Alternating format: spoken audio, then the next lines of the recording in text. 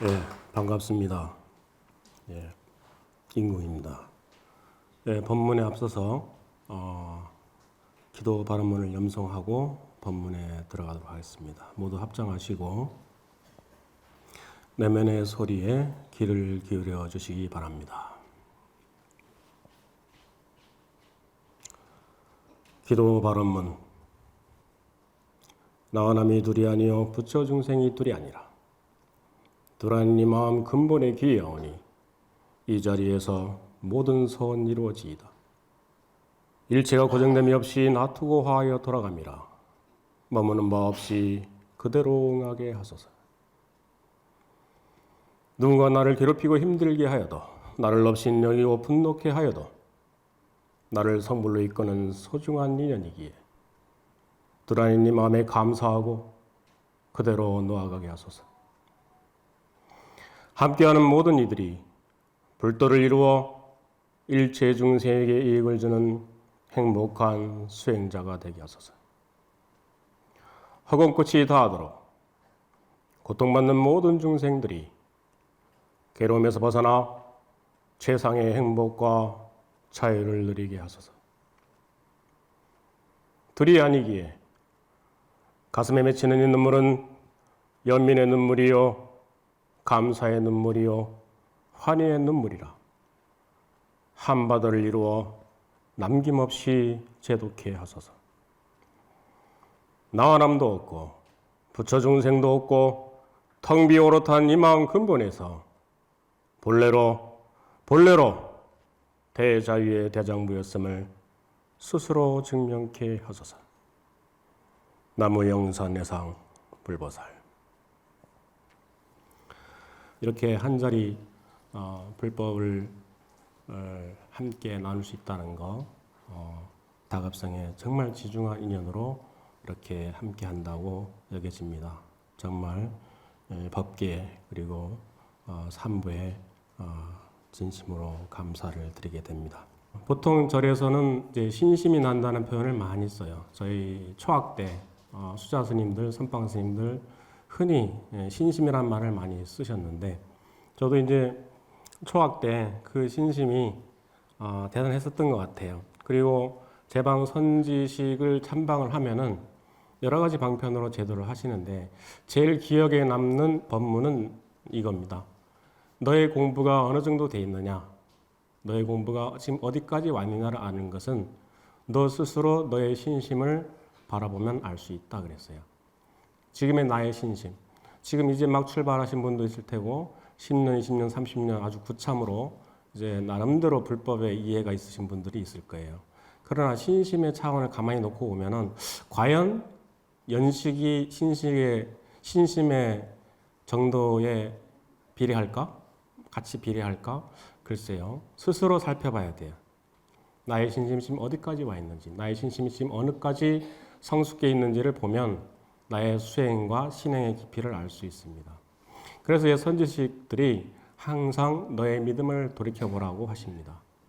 실제로 지금 선방에 있는 선지식들이 하시는 말씀이 그렇습니다.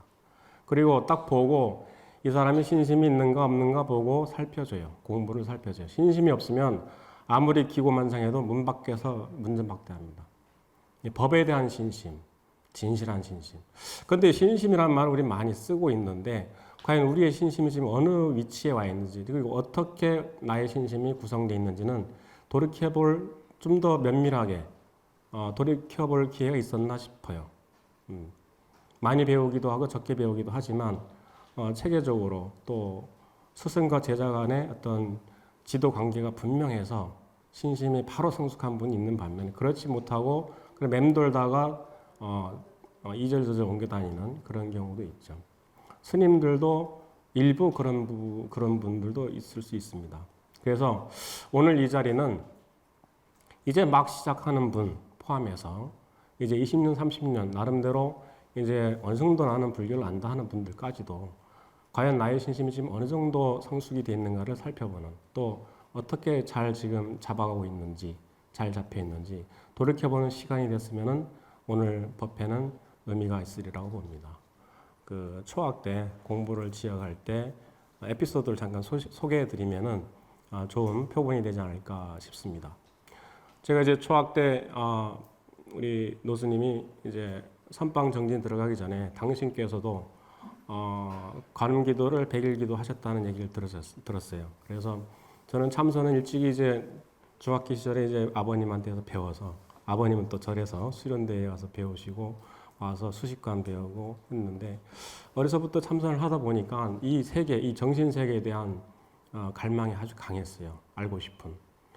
그래서 참선 수행에 대해서는 나름대로 좀 해봤다는 생각이 있었는데, 어른 스님께서 그렇게 공부를 시작하셨다 하니까 저도 이제 본격적으로 참선 정진 하기 전에 제 방에 들어가서 하기 전에 이제 기도를 들어갔어요. 복음 기도를 갔어요.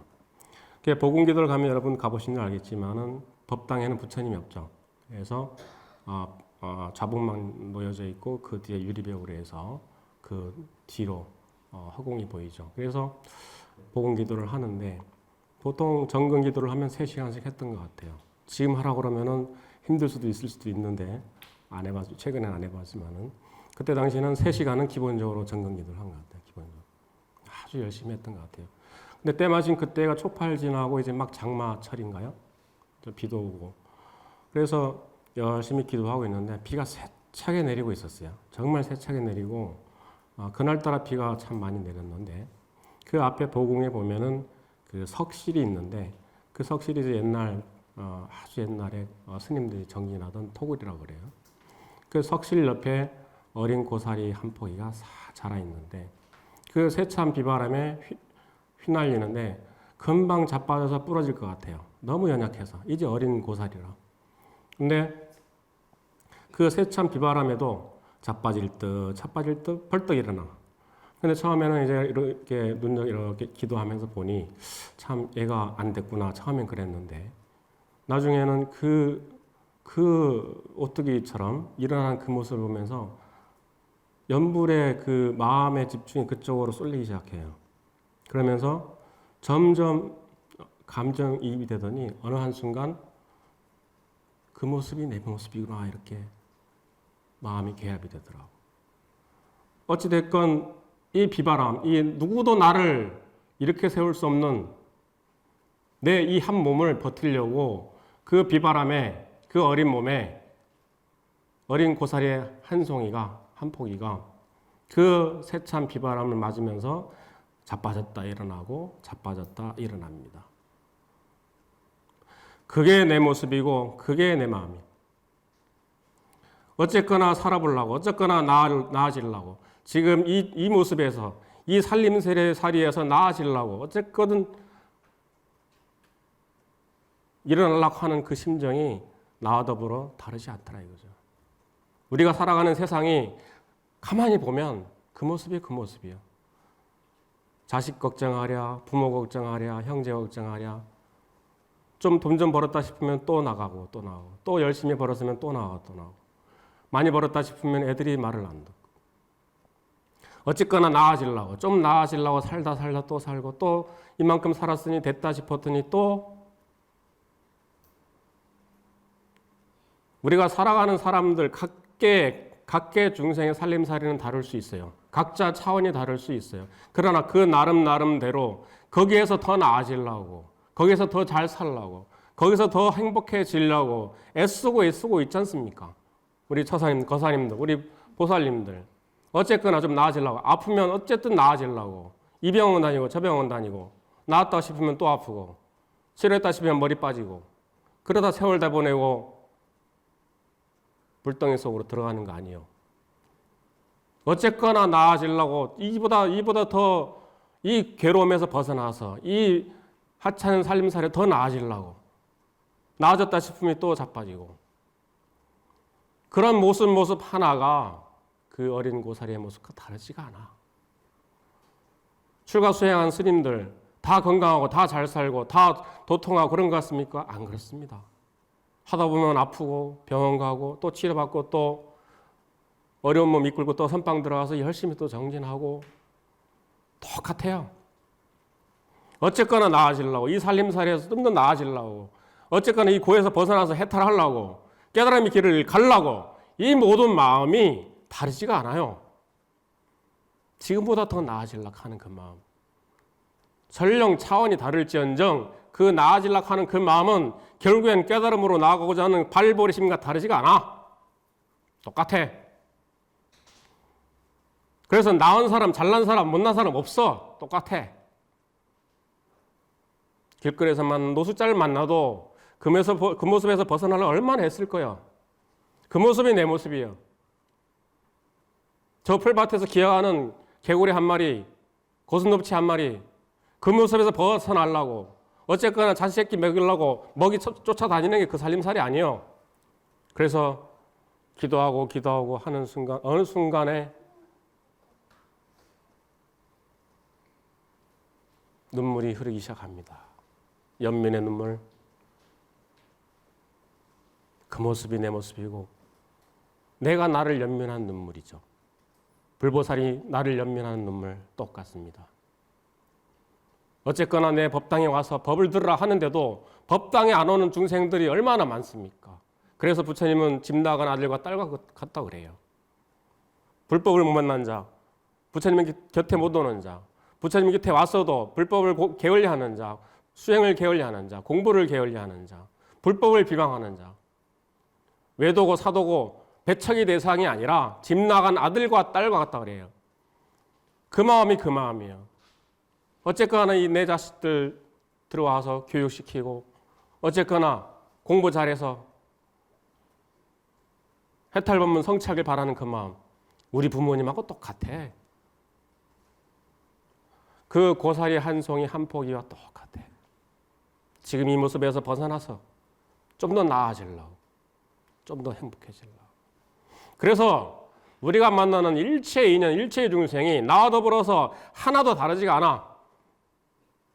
모두가 수행자요. 모두가 나와 더불어서 똑같은 수행자요. 도반이다 이게.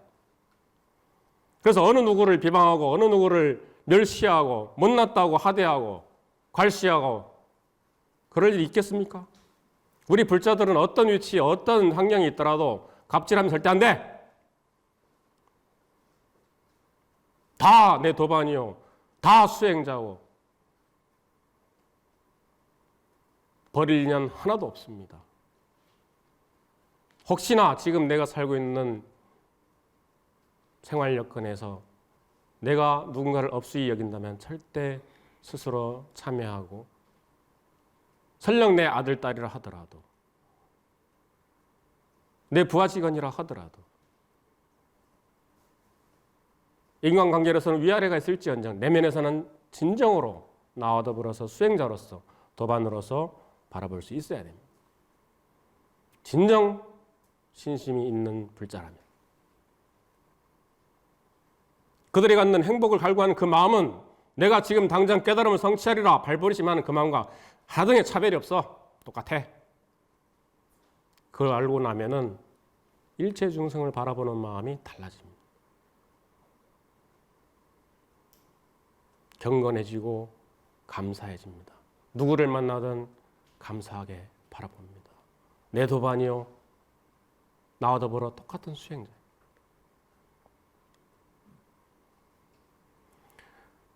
그래 흐르는 눈물은 멈추질 않습니다. 기도 끝날 때쯤에는 연불 소리가 사라집니다. 오로지 목탁 소리만 아득히 울리기만 했습니다. 그리고 얼마나 울었던지. 그래서 그 뒤로는 옆에서 지나가다가 여기에 늘 붙어있는 노보살을 봐도 감사한 마음으로 합장하고 무거운 짐을 하루 종일 나르는 머리 허연 거사님을 만나도 합장하고 감사하고 저 기어가는 다람쥐 구렁이를 봐도 합장하고 그 모습이 내 모습이고 그 마음이 내 마음. 어느 인연 하나 감사하고 고맙고 반가운 인연 아닌 게 없습니다. 정말 겸허해지고 정말 감사하게 됩니다. 또 하루는 제가 큰 스님, 나름 공부했다는 스님 밑에서 공부한 적이 있습니다. 한철을 나는데 지내다 보니 그렇게 속 시원한 살림살이가 아닙니다. 그래서 나는 이제 배울 만큼 배웠다. 더 이상 배울 거 없으니 걸망 싸겠다 해가지고 해제 전에 짐을 싸고 나왔어요. 더 이상 배울 게 없다고. 그래서 시내를 이렇게 걸어가는데 해제 전이라 길에서 만나는 스님은 없어요. 다 결제 중이라. 근데 골목길을 스쳐 지나가는데 저 멀리서 아무도 인정 없는 골목길에서 웬 머리 하얀 노보살님이 지팡이를 짚고 걸어옵니다. 내가 걸어가는 속도에 반도 안 돼요. 내가 세 걸음을 가는 동안 한 걸음 갈까 말까. 그 위태위태한데 뭐 가는 길을 가는 거니까 마주치게 됐는데 나는 스쳐 지나가려고 이렇게 지나가려 하는데 노보살님이 문득 나를 향해 말을 겁니다. 스님 하길래 네 하고 그랬죠. 합장하고. 그랬더니 주머니에서 회수권 2장을 이렇게 주면서 이렇게 얘기하십니다. 어여 들어가.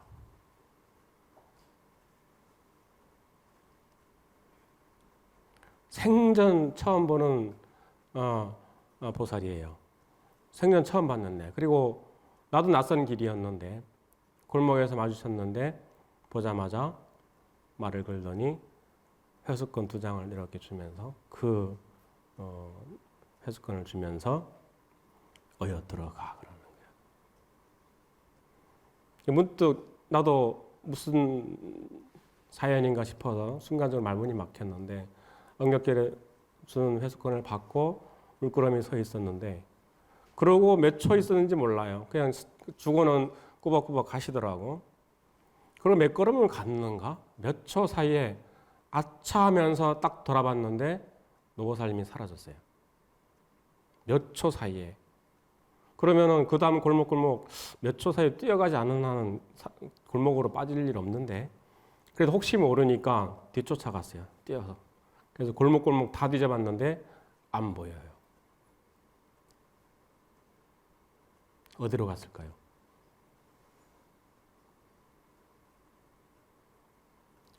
우리가 법당에 와서 어디 기도처에 가서 기도를 합니다. 성스러운 거룩한 부처님, 거룩한 불보살님께 절하고 그 공덕을 찬탄합니다. 그러나 부처님은 법당에서 홀로 공양 받으시려고 평생을 수행하시고 평생을 법문하신 게 아니라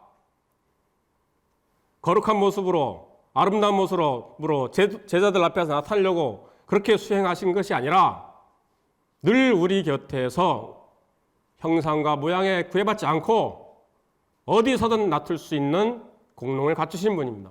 그렇게 해서 자유자재하게 우리를 제도하고 계십니다. 그래서 만나는 낯선 인연이 때로는 문수보살이 되고 때로는 관세음보살이 되고 때로는 지장보살이 되고 불보살님이 대접받으려고 존경받으려고 거룩한 모습으로 나타나시는 줄 아십니까? 절대 안 그렇습니다. 지금 바로 옆에 있는 분이 관세음보살, 지장보살, 문수보살의 몸으로 나투십니다. 찰나찰나에. 우리가 모를 뿐이에요. 중생의 눈으로 모를 뿐이에요. 우리는 형상과 소리와 온갖 상으로 불보살을 바라보려고 하였을 뿐이지. 마음으로 보면 그대로 그 나투는 모습을 보게 됩니다. 찰나찰나에. 옆에서 볼 때 비루한 모습일지언정, 옆에서 볼 때 하찮은 모습일지언정, 불보살의 마음은 형상과 소리에 구애받지 않고 제도해야 될 중생이 있다면 어디서든 놔두신다고. 어디에든 있습니다. 부처님법은 형상법이 아니라 마음법입니다. 마음은 모양도 없고 색깔도 없고 크기도 없고 늘지도 죽지도 않아. 어디에든 있으면서 어디에든 찾아볼 수 없어. 어디에든 찾아볼 수 없으면서 어디에든 놔두게 돼 있어요. 이게 부처님법이요 신법이죠. 그래서 때로는 노숙자의 모습으로 나타나기도 하고 때로는 도살자로 나타나기도 하고 도무지 가늠이 안 돼. 중생의 눈으로는 구분이 안 돼. 그래서 우리가 평소에 신심을 갖고 신심으로 수행하고 신심으로 신행하고 있는 가운데 찰나찰나에 내 곁에서 인도하시는 겁니다. 그런 신심이 없다면 내 눈엔 결코 보이지 않습니다. 손을 내밀어도 그 손을 잡았어도 그것이 문수보살인지 관세음보살인지 모르고 가는 거예요. 감사할 줄도 모르죠. 늘 우리 곁에서 내가 서원하는 만큼, 믿는 만큼 불보살님의 손길은 항상 내 곁에 나를 향해 내밀고 계신 겁니다.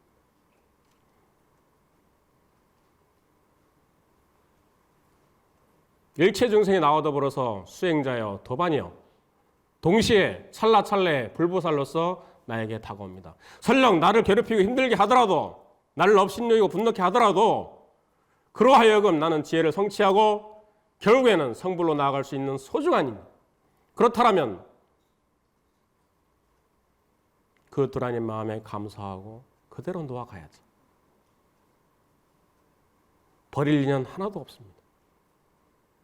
그 어떤 인연도 나의 믿음과 나의 신심에 따라서, 나의 보리심에 따라서 진정한 불보살로서 나에게 가피를 내리십니다. 그런 믿음이 있어야 일상생활 속에서 불법을 실천할 수 있는 겁니다. 법당에서 기도드리고 나가서 법당에서는 열심히 배워서 아는 대로 지식이 충만한데 나가서는 똑같다? 의미가 없죠. 배만큼, 신심 있는 만큼 실천해 보십시오. 그래요. 우리의 부처님법은 어떠한 때와 장소를 가려서 배우고 그걸로 끝나는 공부가 아닙니다. 이 마음 법입니다. 이 마음 하나 있는 것만으로 족합니다. 이 자리에 계신 분들, 또한 이 법문을 듣는 모든 불자님, 마음 없는 분이 없죠. 그러나 마음은 모양도 없고 색깔도 없고 크기도 없고 늘지도 줄지도 않아. 도무지 알 수 없어, 알라고 하면. 그래서 우리 조사 스님들은 이 마음을 직지하십니다. 바로 마음을 가리키고 이 마음을 해결해라, 바로 가리키십니다. 그래서 부처님의 84,000 법문은 누누이 일체 중생 근기에 따라서 수많은 방편설로서 펼쳐졌지만 조사 법문은 바로 직지하십니다. 심플해요. 단순해요. 명쾌합니다. 군더더기가 없어. 너무 쉬워. 그래서 어떤 큰 스님은 그냥 콧등 만지는 것만 하다 그래. 부처님 법은 당장 콧등 만지는 것만 하다 그래. 그렇게 쉽다 그래.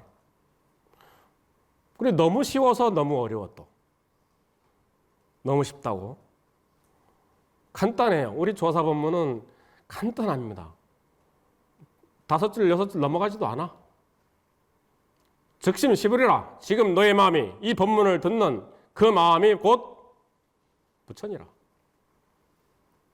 본래 깨달아 있으니 애써 닦을 바가 없느니라. 다만 속지 말라. 84,000 법문을 단 이 4구절로 끝내버립니다. 이게 조사 법문이에요. 선의 정신입니다. 이것을 일상에 실천할 수 있느냐 이거예요. 이것을 믿고 있느냐 이거죠. 못 믿고 있다라면 매일 속고 매일 닦아야 되고 매일 닦는 길을 찾으러 온 산을 쫓아다니고 온 별별 외도 수행을 쫓아다니는 거예요.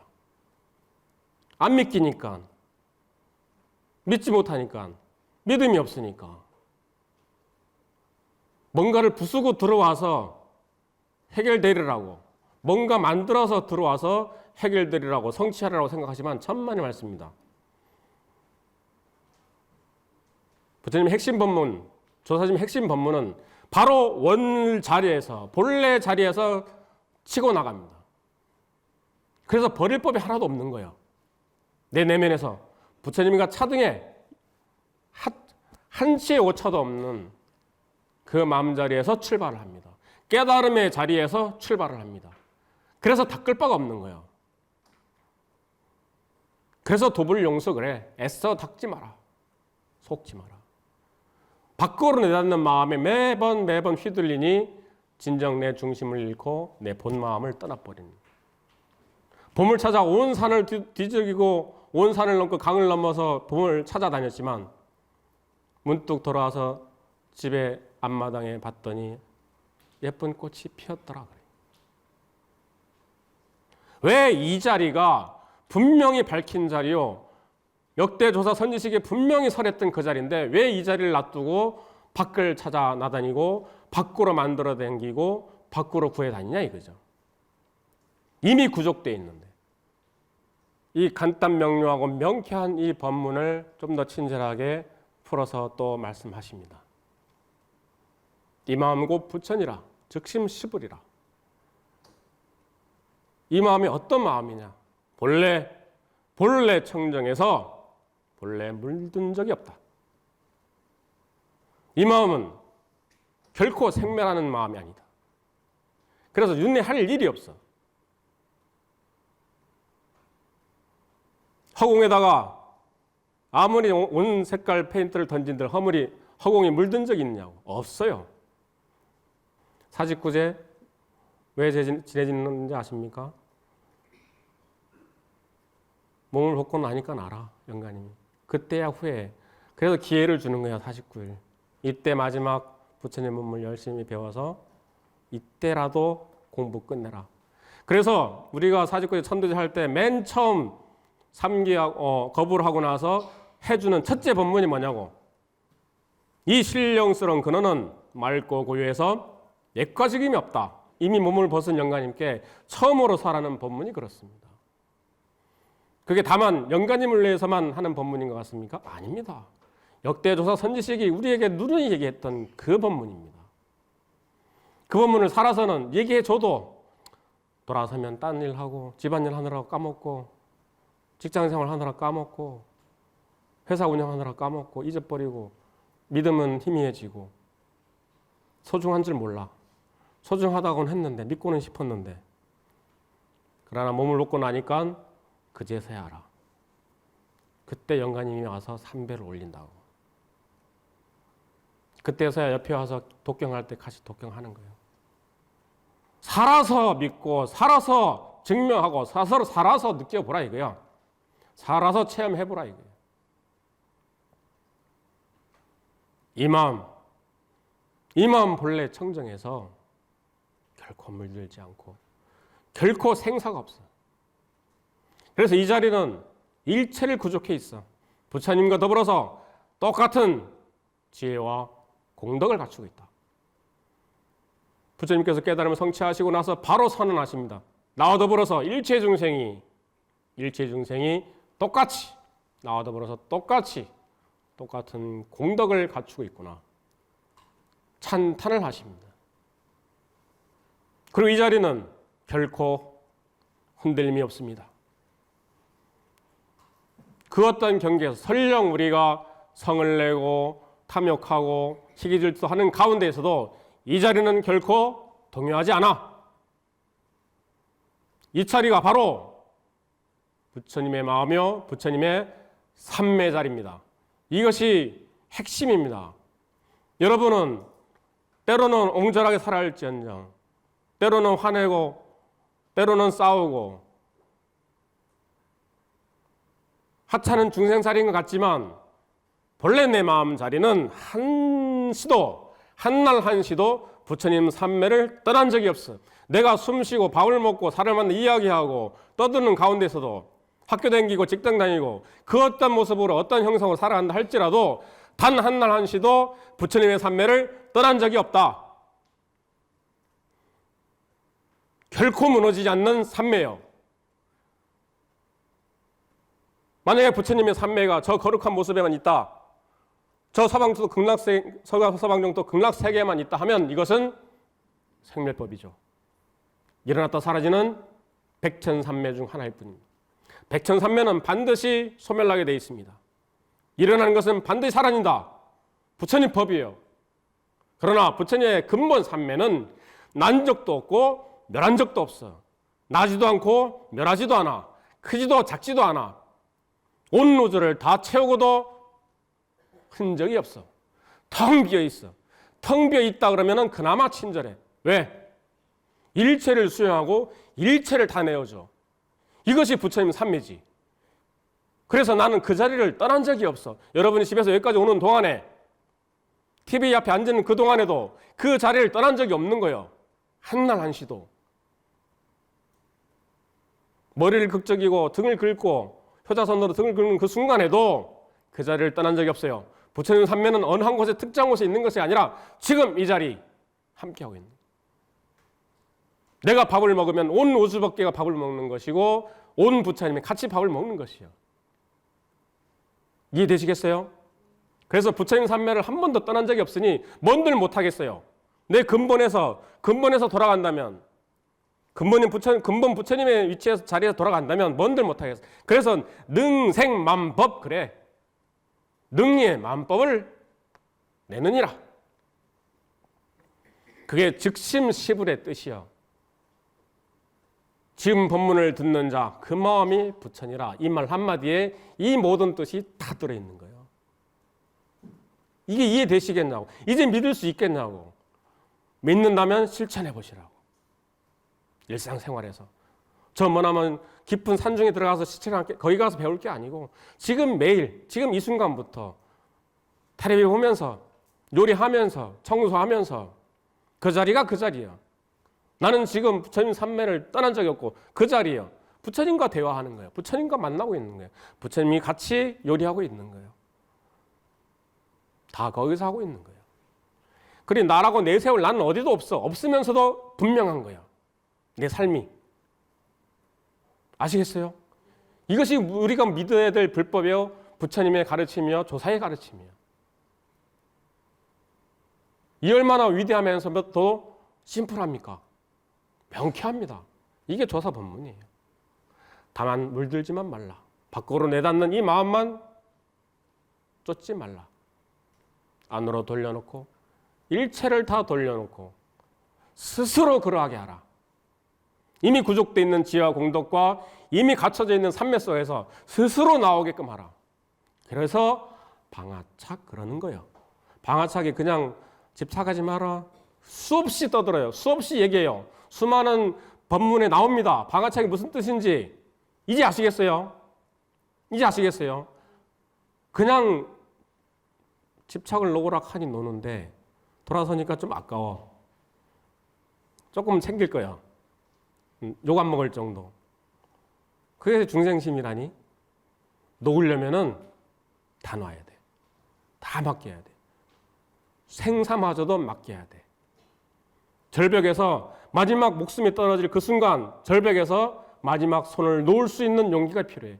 놓을 수 있는 믿음이 필요해. 그러면 돼.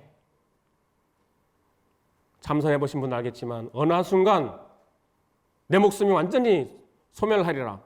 나의 존재가 완전히 박살나리라는 그 무한한 공포를 느낄 때가 있습니다. 그때 놔야 돼요. 그때 놔야 무한한 자유, 법렬을 느끼게 됩니다. 이게 부처님 법이구나. 그래 우리 일상생활에서도 그렇게 놓을 줄 알아야 돼. 생사마저도. 몸이 아파요. 끙끙대면 더 아파. 붙을 자리가 어딘고. 붙을 놈이 어디 있노. 너도 없고 나도 없고 어디에다 둘 것인고. 다 거기서 나온 거니라. 젓가락 하나 들 힘도 없었는데 이 한 생각에 온몸의 고통이 사라집니다.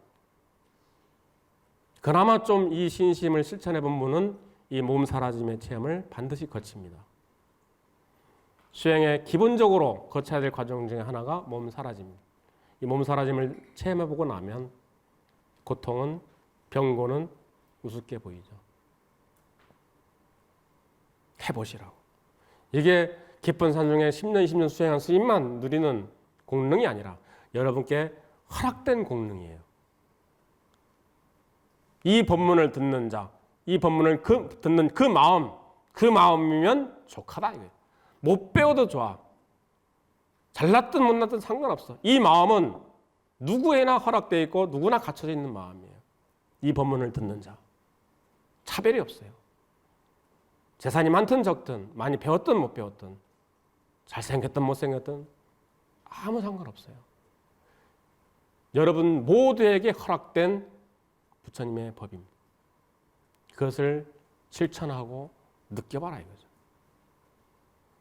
그래서 일체를 내 내면에다가 다 돌려놓고 스스로 그러하게 하라. 근본에다 다 돌려놓으니 그대로 여여하더라. 방지자연이여 임성합도니라.